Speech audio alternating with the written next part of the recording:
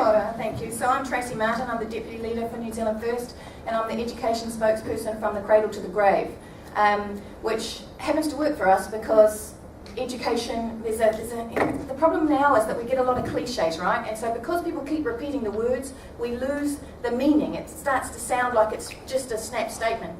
So when I say lifelong learning, we've heard it so often and actually seen no action around it. Well, we've seen actions. We've seen the removal of lifelong learning just recently with people not being able to access student allowances over a certain age or access education over a certain age in this country. But for New Zealand First, what it means is that there's a connectivity and a flow from zero all the way through to the day you enter the grave.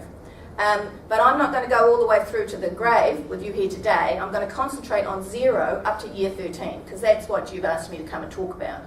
I want to be very clear first off too, we don't believe that segregation is the way to actually improve outcomes for Māori students. So with regard to our stand around charter schools, we absolutely oppose charter schools.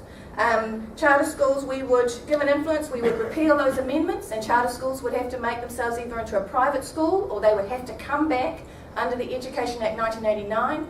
Any best practice that they develop would be shared among the whole of the New Zealand tax paid for state education system.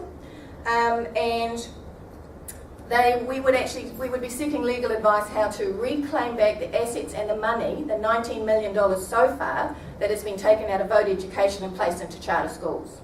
In our view, it is not appropriate for the state to wash its hands of its responsibility to make sure that the state system is providing appropriately for every student in this country. And this is a diversion and a way to hand over some cash and wash their hands of that responsibility. I think we're going to see some announcements later today that build on that concept of take some money and take your kids somewhere else. So just to be 100% clear, New Zealand First does not support charter schools, nor do we support national standards. In New Zealand's First view, we need to be widening the success criteria for our young people, not narrowing it. And particularly with regard to what we see as the creative environment or the creativity of Māori, narrowing these things with national standards is a negative impact in our view on particularly Māori students. So national standards would also be removed, and the money that has been poured into that chain of thought would be redirected back into what we call front-ending the spend. We would prefer to see something similar to what Finland does, and I want to pick up on something Chris said there. New Zealand First, again, given influence, and God knows whether we'll have it or not, the first thing we would do would actually to be hold an educational summit. It's been 25 years since Tomorrow Schools were introduced. The model and the purpose of Tomorrow Schools has been bastardised from the moment it was placed inside the environment. Its purpose was to give communities a voice and to provide that community base with the educational professionals appropriately supported so that a nationwide curriculum, and we have one, a world-leading one, can be delivered inside every community with a community nuance, and that parents and whānau and children and educational professionals work together for the best outcomes for those children in that community. And the moment that Tomorrow Schools was put into place, parts of it were attacked by those inside the ministry who did not like the loss of power. And I'm a particular advocate for boards of trustees. Boards of trustees have never been given the appropriate training to make sure that they lead their schools. Now, there has been some money in the last budget. There was money handed over to the School Trustees Association, and Lorraine Kerr and I chat a lot about this for a consistency of training and a lifting of the training for boards of trustees. But New Zealand First would make this compulsory. New Zealand First would make if you wanted to stand to be nominated for a board of trustees, you would have to actually go and at least take one educational course on what is the role of a board of trustees member. And you cannot, there are too many boards of trustees members who put their hands up around the country to remove teachers, to don't like the principle. They do not understand the difference between governance and management, and they do not understand the power that they actually have under the Education Act 1989 with governance. So in our perfect world, before you placed yourself forward for what is an elected role to lead a school in your community, you would need to know the job you're getting into.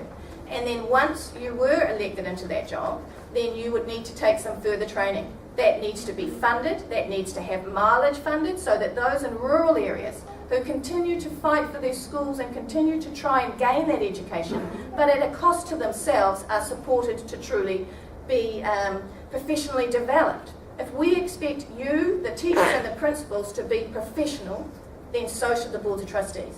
So that's one of the first things that we're working on policy around. Secondly, we would also have compulsory professional development across all schools.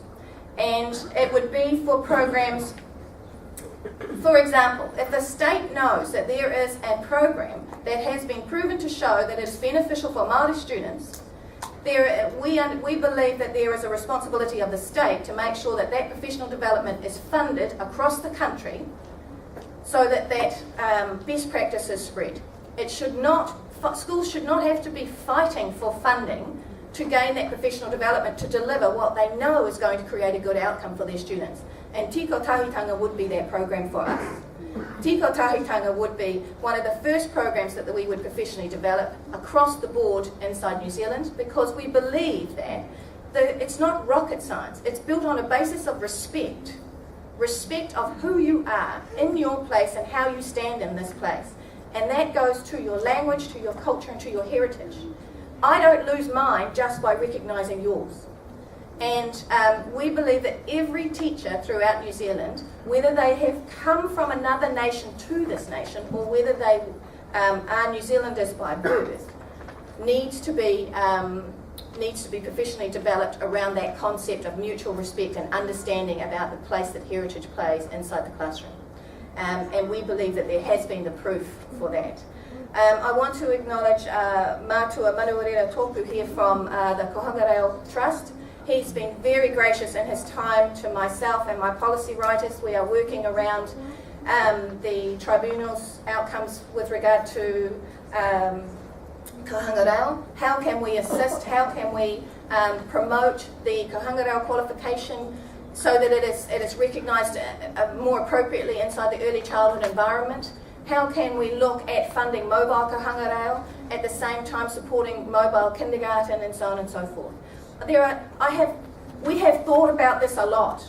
We have a lot to say. We have a strong belief that inside the state system there are many things that we can do with the sector, holding hands and jointly deciding what does success look like for our young people. Not Finnish young people or American young people or British or Chinese or whoever. What does success look like for our young people? Take that voice, make a statement, and let's truly work together and move forward. Kia ora.